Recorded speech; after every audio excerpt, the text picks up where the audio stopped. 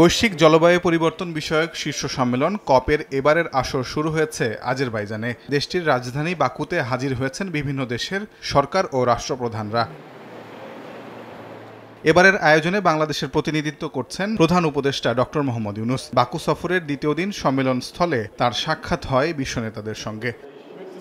সম্মেলনের শুরুতেই COP29 সম্মেলনের সভাপতি ও আজারবাইজানের প্রেসিডেন্ট ইলহাম আলিয়েভ ও জাতিসংঘের মহাসচিব অ্যান্তোনিও গুতেরেসের সঙ্গে কুশল বিনিময় করেন অধ্যাপক ইউনূস। এছাড়াও অন্তত ২০ জন বিশ্বনেতা এবং আন্তর্জাতিক সংস্থার প্রধানদের সঙ্গেও দেখা হয় প্রধান উপদেষ্টার।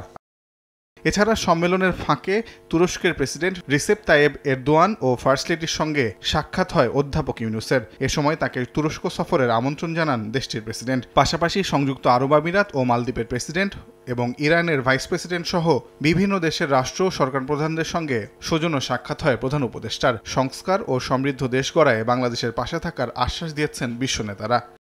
এদিকে ডক্টর ইউনূসের নেতৃত্বে বাংলাদেশের উন্নয়নের বিষয়ে আশাবাদী বলে সৌজন্য সাক্ষাতে জানান আল আজহার বিশ্ববিদ্যালয়ের গ্র্যান্ড ইমাম ডক্টর আহমেদ আল তাইয়েব।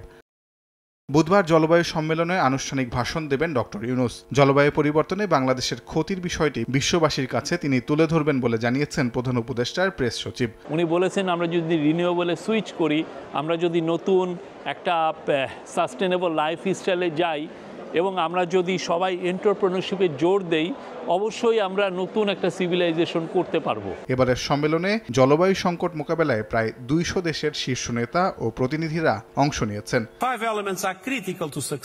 তাজওয়ার মাহমুদ, সময় সংবাদ, ঢাকা।